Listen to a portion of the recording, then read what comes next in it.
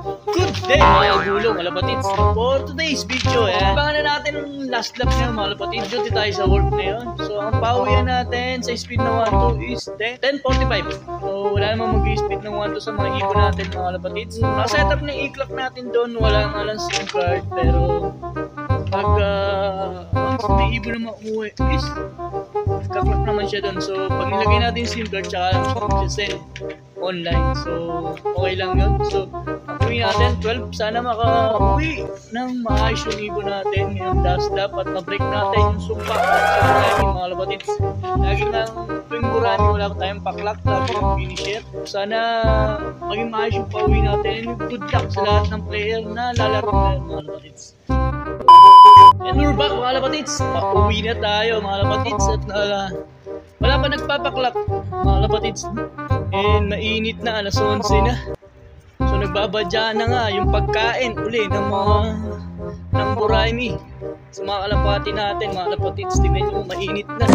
So sigurado may hirapan na naman yung ibon pud sa maulap mga lapatids. So sabi ko dahil hindi naman tayo talaga mahihirapan na tayong, sabi ko nga dahil mahihirapan na tayong manalo mga kalapatids, magkak lang sa oras yung ating mga ibon nang ma-break naman natin sumpa sa Burami na lagi tayong 0 clock sa Daybird. So at least mag-clock sila ng Daybird kahit olats tayo, walang problema kasi at least ibig sabihin nag-i-improve tayo sa sistema. Kasi yung bloodline natin, okay naman na yung bloodline natin kasi napagpa-champion na tayo ron kahit chamba. Pero yung makapagpa-Daybird tayo sa Burami, makapag-clock sa oras, malaking bagay mga lapatids. So maya maya may magka-clock na yan yung bandang Mabela, Alhail. Yun yung mas malapit sa location. Yung mga 30 kilometers yung layo sa atin and 40 kilometers yung layo sa atin mga lapatids. So update ko kayo pag nasa loop na tayo. Let's go! A few moments later. Dito na tayo mga kagulong malapatid sa ating loop. Well, dapat tayong ibon. Yan. 0 clocking pa rin tayo. Wala pang nagka-clock. Yan mga lapatids. Pero sana may lumusot sa mga ibon natin, mga lodi. Mainit na. Sana gulatin tayo ng mga ibon natin. Umuwi sila, hindi maubos. Oh no! Abang-abang lang tayo. So yun na nga mga lapatid, update tayo. Oras natin 11:32. So nagbabadya na nga yung Burami kung gaano kalupit. So 1,000 na lang yung speed natin dito sa atin sa pinakamalayo sa loop, dun sa location ng TOS mga lapatids. Wala pa rin nagpapaklak. So every race namin ng Burami talagang kinakain yung mga kalapati namin.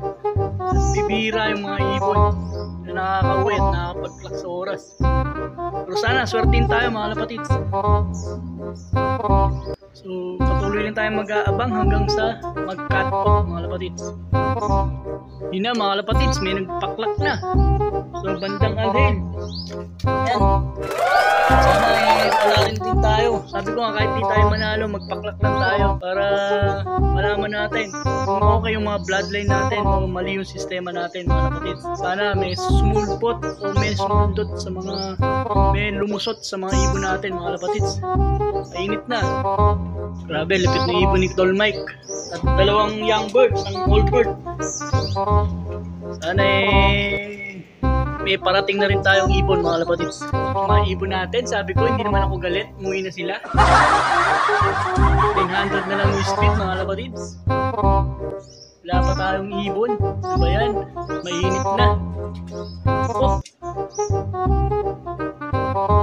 Yung mga naulilang pares ng ating mga warriors. Asawa ni Big Boy, asawa nung diklak natin Old Bird, asawa ni Bully yung Blue Bar, ayan. At asawa nung Brown, yan, andun tambay sa labas. 12:30 na mga lapatids at 0 pa rin yung aking clock. So sigurado tutugod na yung mga ibon at di na tayo papalari, ma-unlock yung Burami. So di tayo pinalat pa rin hanggang sa uli. Hindi natin na-unlock yung Buraimi. Tayo nakapagpaklak sa oras. A few moments later. Finally, eto, may 1,000 na tayo mga kapatid. Oras natin is 12:59. So ito, cut off to nung third lap. And sumuka pa to sa crates mga kapatids. Ayan. Grabe. Pasok na. Yeah, pasok. Pasok. Pasok, pasok.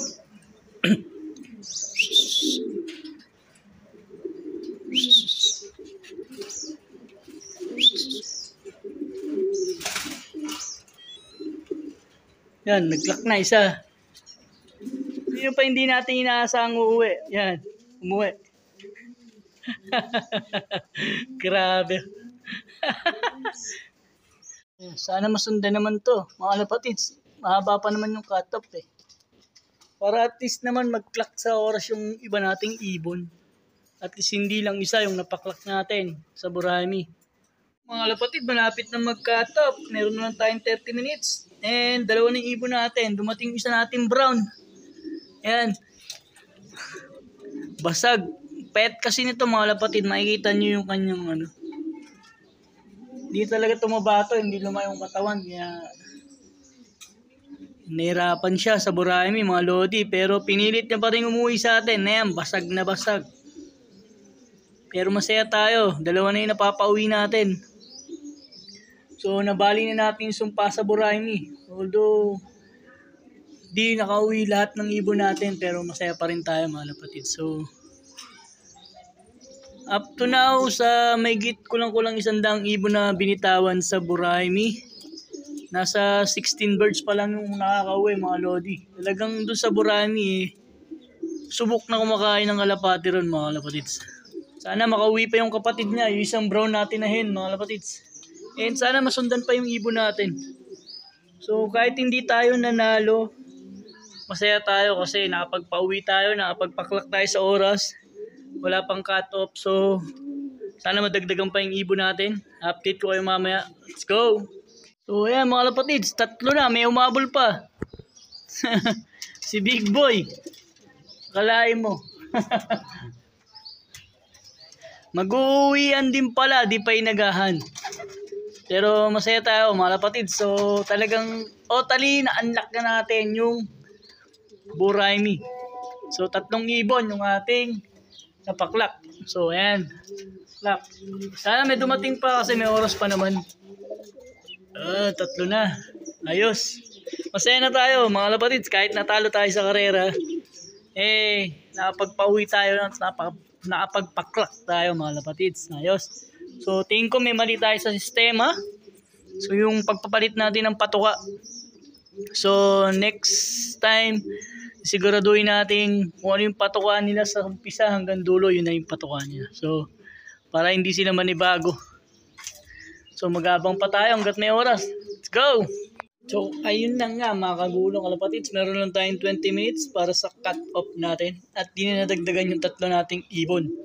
So, 7 pa yung nawawala nating ibon na hindi pinalad makauwi mga kalapatids. So, hanggang mamayang hapon, bukas, sana makauwi pa sila. So, update ko kayo mamaya pag nag-cut off na. Bye! So, cut off na mga kalapatids. So, 3 lang yung pinalad sa ating makauwi. Dito ko natatapusin yung ating video. Update ko na lang kayo bukas if ever may makakauwi pa sa mga barata birds natin mga kalapatids. Maraming salamat sa panonood. Bye!